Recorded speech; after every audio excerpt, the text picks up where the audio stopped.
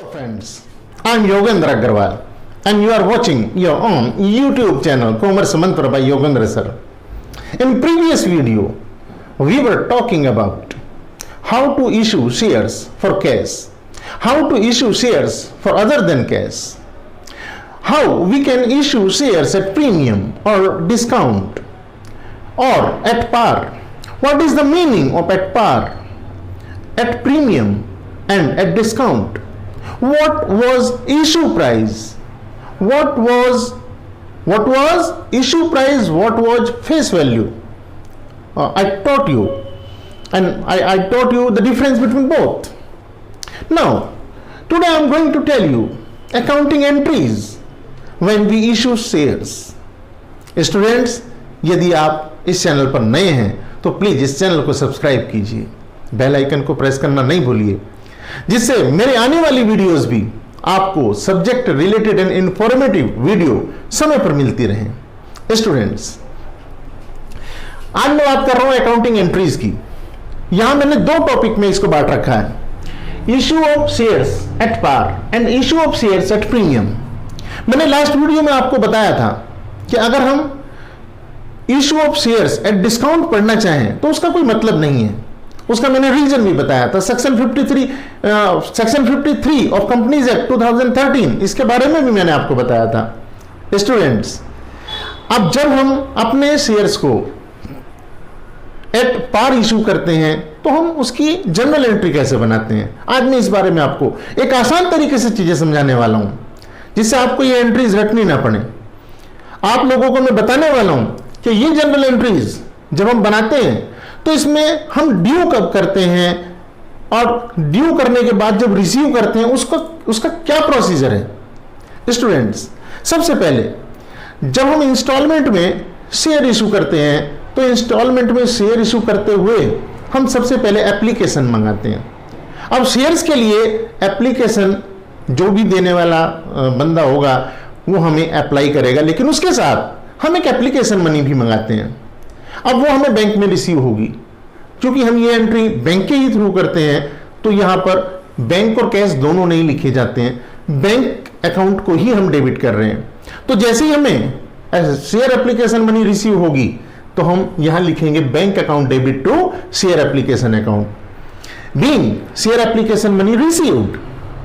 दूसरी एंट्री, जब हम इन शेयर्स को अलॉट करते हैं, यानी कि सामने वाले ने एप्लीकेशन दी लेकिन उस एप्लीकेशन को हम एज इट इज स्वीकार कर लेंगे, ये जरूरी थोड़ी है, कारण चाहे कुछ भी हो, लेकिन अगर हमने स्वीकार कर लिया, एक्सेप्ट कर लिया उसकी एप्लीकेशन को और हमने उसे शेयर अलॉट कर दिए तो हमें एक ट्रांसफर एंट्री करनी है, जो कि हम share application account debit to share capital के नाम से कर रहे हैं।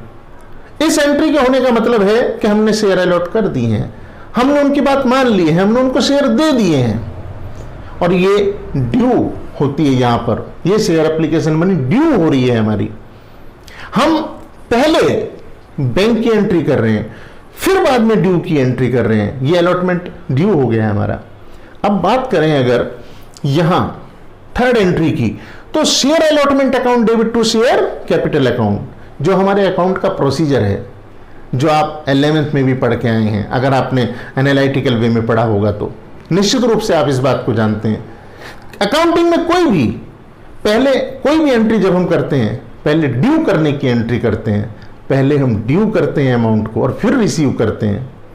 This is the only entry, पहले हम इसे रिसीव करते हैं अमाउंट को और उसके बाद ड्यू करते हैं। यानी कि हमने bank account to share application receive किया पैसा, लेकिन ड्यू नहीं कर सकते हैं अभी, क्योंकि सामने वाले ने केवल एप्लीकेशन दी है, हमने उसे स्वीकार नहीं किया है। लेकिन इसके बाद के जितने प्रोसीजर होंगे वो अकाउंट के नियम के अनुसार ही होंगे। ये नियम को तोड़ते हुए आप ये कह सकते हैं, क्योंकि ऑप्शन ही नहीं है जी वहां। तो हम बात करें अब अगर थर्ड एंट्री की, तो यहां पहले हम एप्लीकेशन ये अलॉटमेंट मनी को ड्यू कर रहे होते हैं। आप देखें मैंने लिखा भी है, बाकी की नरेशन मैंने नहीं लिखी है, हालांकि 11th 12th लेवल पर मैं आपको बता दूं, narration is a part of your answer. अगर आपसे जनरल एंट्रीज पूछी जाती हैं और आप बिना नरेशन के आंसर कराते हो एग्जाम में, तो उसके मार्क्स आपके कट होंगे, मार्क्स काट लिए जाएंगे। अगर एक नंबर की मैं एंट्री मान लूं तो आधे नंबर की नरेशन भी है, आप ये मान करके चलिए। तो narration is very important for that, लेकिन मैंने लिखी नहीं है यहां पर, इसकी लिखी है रीजन।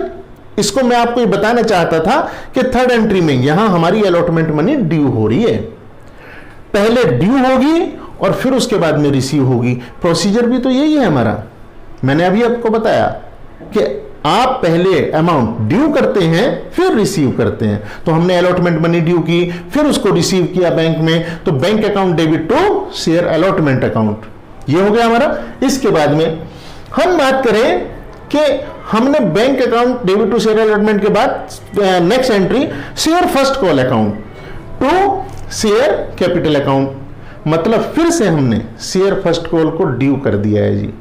मतलब अब हम अकाउंट के प्रोसीजर को पूरा फॉलो करेंगे। बस पहली एंट्री में हमने दिक्कत की, पहले हमने एप्लीकेशन मनी रिसीव की और उसके बाद में उसे ड्यू किया। लेकिन अब जितनी भी हमारी होंगी कॉल्स, उन सभी में हम पहले ड्यू करेंगे, जो कायदे से होता है, जो अकाउंट्स का नियम है, और उसके बाद में उस अमाउंट को हम रिसीव करेंगे। नेक्स्ट एंट्री में bank account debit to share first call account. अब यहां मैंने फर्स्ट कॉल लिखा है और यहां तो एंड हो गया, बाकी का कहां है भाई? तो इसका मतलब यह है कि हमारी सेकंड कॉल भी हो सकती है, थर्ड कॉल भी हो सकती है, फोर्थ कॉल भी हो सकती है, फिफ्थ कॉल भी हो सकती है। हमारी जितनी हम कॉल्स, जितने बार में हम पैसा मंगाना चाहते हैं, मतलब कंपनी पैसा मंगाना चाहती है शेयर होल्डर से, वो मंगा सकती है। जितनी बार पैसा मंगाना है उसका पहले ही ये तय हो जाता है टर्म्स कि हाँ हम तब ये पैसा मंगाएंगे, तब ये पैसा मंगाएंगे। तो जितनी कॉल वो करेंगे, पहली कॉल की first call, second call, third call, लेकिन जो भी लास्ट की कॉल होगी उसके साथ हम एक और शब्द जोड़ देते हैं, फाइनल। सपोज करिए मैं इस एग्जांपल में ही आपको कहूं कि भाई बैंक अकाउंट ये शेयर फर्स्ट कॉल, मान लो और कॉल करनी ही नहीं है हमें, ये ही लास्ट भी है, तो यहां पर मैं लिखूंगा share first and final call. Suppose करिए मुझे सेकंड कॉल भी करनी है, तो एंट्री सेम मैनर में होगी, share second call account debit to share capital account. मान लो सेकंड वाली कॉल फाइनल है हमारी, तो share second and final call account debit to share capital हो जाएगा। सपोज करिए थर्ड कॉल पर जाकर के ये होना है, तो share third and final call account debit to share capital account. मतलब हमारी जो लास्ट कॉल होगी, चाहे वो फर्स्ट कॉल ही लास्ट हो जाए, चाहे सेकंड कॉल लास्ट हो जाए, चाहे थर्ड कॉल लास्ट हो जाए, वहां पर हम एक शब्द जोड़ देंगे, share second and final, third and final, fourth and final, जो भी होगी। मेरे ख्याल से मेरी बात आपको समझ में आ गई है भाई। हम सिंपल एंट्रियां कर रहे हैं, कब? जब एट पार हो। एट पार का मतलब लास्ट वीडियो में मैंने आपको बताया था, सब बच्चों को याद होगा आई थिंक, मैंने क्या बताया था? जब हमारी फेस वैल्यू और इशू प्राइस सेम हो जाए तो हम कहते हैं कि हम एट पार इशू कर रहे हैं जी शेयर। तो बस ये एंट्रीज हमारी यहां पर इस तरह से मैं एंड करता हूं। अब मैं अगर मान लीजिए यही शेयर प्रीमियम पर इशू करूं, तो पहले तो प्रीमियम का मतलब क्या है आप लोगों को ध्यान होगा भाई, लास्ट वीडियो में मैंने बताया था कि अगर हमारा जो इशू प्राइस है वो फेस वैल्यू से ज्यादा हो जाए, अगर इशू प्राइस फेस वैल्यू से ज्यादा हो जाए तो हम ये कहते हैं कि we are issuing our shares at premium. अब ये जो प्रीमियम का पैसा है, ये जो एक्सेस मनी है, वो एक्सेस मनी, सपोज करिए मैंने 10 रुपए वाला शेयर जनता को 12 रुपए में दिया, तो 10 रुपीज वाला शेयर अगर मेरा 12 में बिकेगा तो 2 रुपीज तो एक्सेस हो गए। बस यही तो प्रीमियम है। इस प्रीमियम के लिए मुझे एंट्री करनी है। अब एंट्री में कब करूंगा, तो ये सोचने की बात है। मैं आपको बताता हूं लॉ क्या कहता है। तो लॉ यहां पर कहता है कि हम जब एंट्रीज करेंगे तो ये प्रीमियम की एंट्री एप्लीकेशन मनी के साथ भी हो सकती है, ये अलॉटमेंट के साथ भी हो सकती है, ये कॉल के साथ भी हो सकती है। मतलब जब आप कॉल्स करते हैं कहीं पर भी हो सकती है जी। मतलब जो टर्म्स ऑफ हमारी इशू हैं उसमें लिखा होता है कि हम प्रीमियम का पैसा कब मांगेंगे। बस जब कंपनी पैसा मांगेगी उसी के हिसाब से हम इसकी एंट्री करेंगे। अब एक क्वेश्चन दिमाग में आता है कि हमेशा क्या ये क्वेश्चन में लिखा होगा जी कि कब हम प्रीमियम का पैसा ले रहे हैं, तो कई बार लिखा नहीं होगा। तो अगर नहीं लिखा होगा तो हम ये एज्यूम करके चलते हैं कि ये अलॉटमेंट के साथ ही है। इसका मतलब इस प्रीमियम का हम जो ट्रीटमेंट करेंगे, जो अकाउंटिंग एंट्री में हम इसकी अकाउंटिंग एंट्री बनाएंगे, जनरल एंट्री बनाएंगे, वो कब बनाएंगे? अलॉटमेंट के साथ। लेकिन मैंने यहां जो जनरल एंट्रीज लिखी हुई हैं, वो जनरल एंट्रीज मैंने इस हिसाब से लिखी हुई है कि आप एप्लीकेशन पे भी प्रीमियम का पैसा मंगा सकते हैं। मतलब अगर प्रीमियम आपने एप्लीकेशन के साथ मंगाया है तो ये एंट्री होगी, अलॉटमेंट के साथ मंगाया तो ये होगी, कॉल के साथ मंगाया तो ये होगी। इस तरह से मैंने यहां लिखी हुई है। मतलब ये तीनों जगह नहीं आएगी, आएगी तो एक क्वेश्चन में एक ही जगह। एक कंपनी ने शेयर इशू किए तो आएगी तो एक ही जगह, कहीं भी आ सकती है। इसलिए मैंने यहां तीनों जगह लिख करके दिखाई है कि अगर एप्लीकेशन के साथ आए तो अब आप कैसे एंट्री करोगे, अगर ये अलॉटमेंट के साथ आए तब कैसे एंट्री करोगे। ये चीज मैंने सिखाने की कोशिश की है। जैसे मान लीजिए bank account to share application account, ये तो हमारा सिंपल ऐसे ही है जैसे पिछले उसमें था, एट पार में था।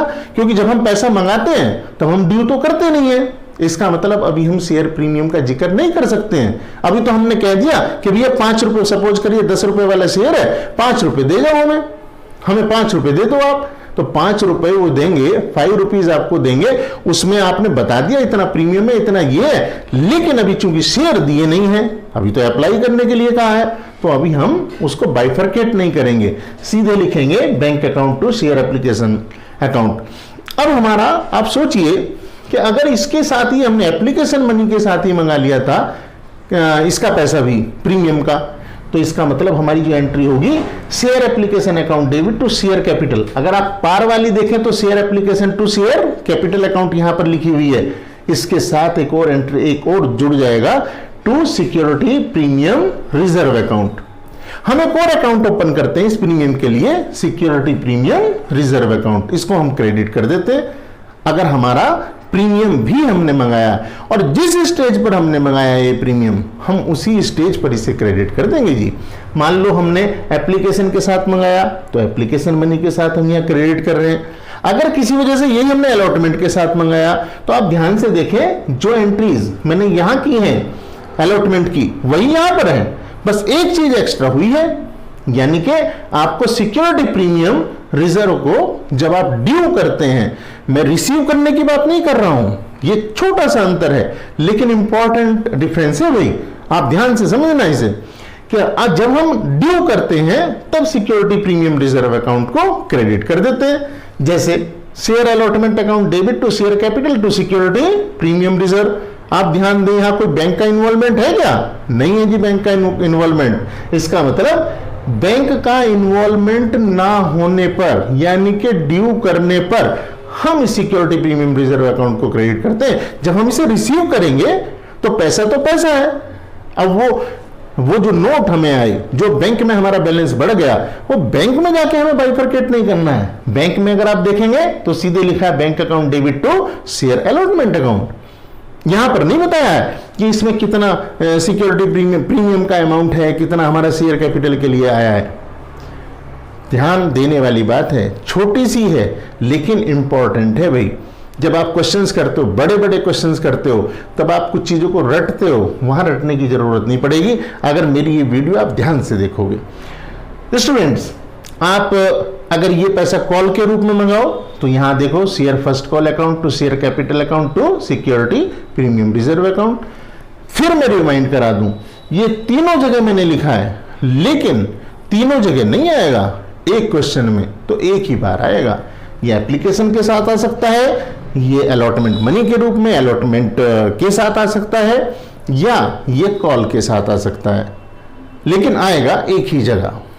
आई थिंक मेरी बात आपको समझ में आ गई है। सपोज करिए मैं एक एग्जांपल लूं, 10,000 शेयर, कंपनी ने 10,000 शेयर इशू किए। अब 10,000 शेयर 10 रुपीज वाले इशू किए। सपोज करिए, मैं लिख भी देता हूं, कंपनी ने 10,000 शेयर्स 10,000 शेयर्स इशू किए। अब हैं ये 10 रुपीज वाले, ऑफ ₹10 ईच, हर एक शेयर 10 रुपीज का है। अब 10 रुपीज एक साथ तो चाहिए नहीं। सपोज करिए 3 रुपीज आपने एप्लीकेशन पर मंगाए और सपोज करिए आपके सारे शेयर सब्सक्राइब हो गए, तो 10,000 शेयर पर 3 रुपए के हिसाब से कितने रुपए आएंगे बैंक में? 30,000 हो जाएंगे। यानी कि आप ये जो एंट्री करोगे वो 30,000 से करोगे जी। आई थिंक मेरी बात समझ में आ गई है। अब बात करें कि अगर किसी वजह, अगर ये हमने हमारे सारे शेयर सब्सक्राइब हो गए, हम अब इन्हें अलॉट करेंगे तो सभी को कर देंगे। हम नेक्स्ट एंट्री करेंगे, ये भी 30,000 से ही होगी, ऑफ कोर्स 30,000 से होगी।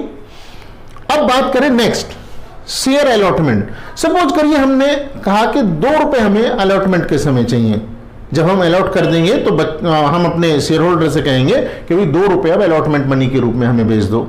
तो पहले ड्यू करेंगे, हमने 2 रुपए ड्यू किया तो शेयर अलॉटमेंट अकाउंट डेबिट, 2 रुपए के हिसाब से 10,000 शेयर पर कितने हो गए? 20,000। ये 20,000 हो गए। अब हम बात करें अगर शेयर कैपिटल अकाउंट में, तो डेबिट और क्रेडिट बराबर होते हैं, हमें पता है इस नियम का। ये लो जी। अब मान लीजिए हम ये पैसे रिसीव कर रहे हैं और सबने पैसे दे भी दिए, तो फिर कितने पैसे आएंगे? हमारे बैंक में 20,000 ही आएंगे। हमने 20 ही मांगे थे। अब हमें क्वेश्चन में कह दें कि हमने कॉल फाइनल वाली कर ली है, ये भी तो सिंपल क्वेश्चन हो गया। कितने रुपए बचे? अभी आपको हिसाब लगाना पड़ेगा। 10 रुपए वाला शेयर था, 3 रुपए यहां मंगाए, 2 रुपए यहां मंगाए, 5 रुपए हो गए जी। अब 5 रुपए और बचे, बैलेंस बचे 5 रुपए। तो इन 5 रुपीज को आप मंगाएंगे कहां? फर्स्ट कॉल के रूप में। तो 50,000 रुपए आप ड्यू कर दिए आपने, ये लीजिए। अब 50,000 रुपए ही आपके कहां आ जाएंगे? बैंक में आ जाएंगे। ये सबसे आसान सी सिचुएशन है जी कि आपने जितने शेयर जनता को कहा खरीद लो, लोगों ने खरीद लिए सारे। फिर आपने जब कहा जितने पैसे दे दो, उन्होंने दे दिए, चाहे अलॉटमेंट मनी के रूप में थे, कॉल मनी के रूप में थे। सब कुछ आसानी से हो गया। अब लाइफ में इतने आसानी से कुछ होता नहीं है वैसे, लेकिन पहला स्टेप हमारे समझने का यही हो सकता था। मैंने आपको एक इजी सिचुएशन, नॉर्मल सिचुएशन के रूप में समझा दिया। अब सपोज करिए ये 10 रुपीज वाला शेयर हम 10 में नहीं 12 में कर रहे हैं। मान लीजिए हम 12 रुपए में, 12 रुपए पर शेयर के हिसाब से ये इशू कर रहे हैं जनता को। अब 12 रुपए के हिसाब से करने का मतलब है 2 रुपए 2 रुपए हमारे एक शेयर पर प्रीमियम आएगा जी। अब ये जो 2 रुपए प्रीमियम आएगा, इसे कैसे रिकॉर्ड करें? अगर क्वेश्चन में कुछ कह रखा है तो फिर तो अकॉर्डिंगली करेंगे, लेकिन अगर कुछ नहीं कह रखा है तो फिर हम इसे अलॉटमेंट के साथ करेंगे। सपोज करिए क्वेश्चन में इसी वाले को ले लेता हूं। 10,000 शेयर हैं हमारे, 3 रुपए हमने एप्लीकेशन पे मंगाए, 2 रुपए हमने अलॉटमेंट पे मंगाए। तो 2 रुपए और प्रीमियम के बारे में कोई जिक्र नहीं कर रखा है, और हमें कह रखा है 5 रुपए हमने फाइनल कॉल पर मंगाए, फर्स्ट और फाइनल कॉल पर। तो हमारा तो हिसाब पूरा हो गया। 3 रुपए एप्लीकेशन पर हैं, 2 रुपए हमारे अलॉटमेंट पर हैं, और 5 रुपए हमारे इन्होंने बता दिए फर्स्ट कॉल यानी कि फाइनल कॉल पर। तो ये तो 10 के 10 हो गए, लेकिन शेयर तो 12 में है। तो 2 रुपए कहां रिकॉर्ड करें? हम कुछ नहीं कह रखा है। तो जब कुछ ना कहें तब तो हम अलॉटमेंट के साथ करते हैं। तो मैं इसे अलॉटमेंट के साथ ही करके दिखा रहा हूं आपको। अगर मान लीजिए आपको क्वेश्चन में कह रखा हो कि हम एप्लीकेशन पर मंगाएंगे 3 रुपए, अलॉटमेंट पर हम मंगाएंगे 2 रुपए, और फर्स्ट कॉल पर मंगाएंगे 5 रुपए। आपको ऐसा कह रखा है, आपको ये कह रखा है, तब की बात मैं कर रहा हूं। आपको ऐसा कह सकते हैं, ऐसा भी कह सकते हैं कि अलॉटमेंट पे मंगाए हमने 2 + 2 4, ऐसा कह सकते हैं। फिर तो क्लियरिटी से कह दिया कि प्रीमियम हमने अलॉटमेंट के साथ मंगाया है। फिर तो ये उन्होंने क्लियरिटी से कह दिया। कुछ न कहें तब भी हम अलॉटमेंट के साथ करेंगे, ये बात दिमाग में रखना भाई। अब हम बात करें बैंक में, 30,000 रुपीज हमारे आ गए होंगे, बिल्कुल आ गए। अगर हम बात करें यहां ड्यू करने की, तो यहां इस वाले केस में तो ये नहीं होगा भाई, मैं अलग से काट देता हूं क्योंकि अभी आपको इसका स्क्रीनशॉट लेना। यहां पर तो ये नहीं आएगा। मेरे वाले एग्जांपल में क्या करें, तो यहां पर हम 30,000 से ही इसको ड्यू करके दिखाएंगे। नेक्स्ट अलॉटमेंट के समय, अब की बार हमें 2 रुपए, क्योंकि क्वेश्चन में कुछ नहीं कह रखा कहां लिए जाएंगे 2 रुपए। मैं यहां की जो बात कर रहा हूं यहां भी नहीं कह रखा, बता ही नहीं रखा है कि कहां है, तो हम अलॉटमेंट के साथ में लेंगे। तो अलॉटमेंट के साथ में अब 2 और 2 4 आएंगे, ये हमें अंडरस्टूड है क्वेश्चन में और हमें खुद ही सोचना पड़ेगा। तो भाई शेयर अलॉटमेंट अकाउंट कितने रुपए, 2 और 2 4, यानी कि 40,000 रुपए। इस 40,000 में 20,000 शेयर कैपिटल के नाम के और 20,000 सिक्योरिटी प्रीमियम के।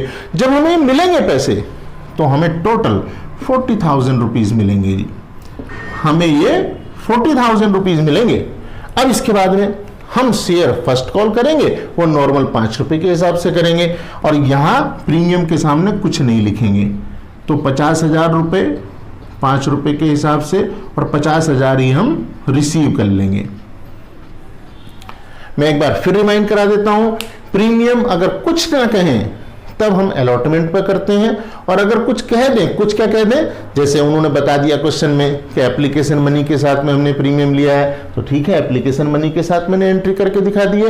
उन्होंने कह ही दिया कि अलॉटमेंट मनी के साथ लिया है, फिर तो क्लियर कट केस है, फिर तो हमें सोचना ही नहीं है, इसके साथ ये वाली एंट्री जो हमने की यही करेंगे।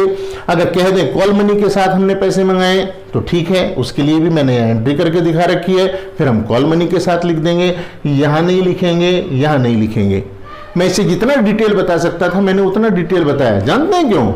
क्योंकि देखने में ये वाला आसान लगता है, क्योंकि पहला स्टेप है हमारा, लेकिन जब हम करते हैं फॉर फीचर ऑफ शेयर, जब हम करते हैं ओवर सब्सक्रिप्शन, जब हम करते हैं प्रो राटा, तब हमें दिक्कत होती है सोचने में, और बच्चों को ये पता ही नहीं चलता कि ये दिक्कत हो क्यों रही है।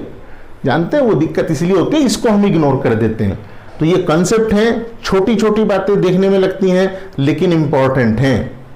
आप लोगों को, अब ये तो ज़्यादा बड़ी वीडियो हो जाएगी, आज की वीडियो को मैं यहीं पूरा करूंगा। अगर आप इस चैनल पर नए हैं तो प्लीज़ इस चैनल को सब्सक्राइब कीजिए, आपको इसी तरह से एक समझाने वाले तरीके से बाकी सारी स्टडी होने वाली है।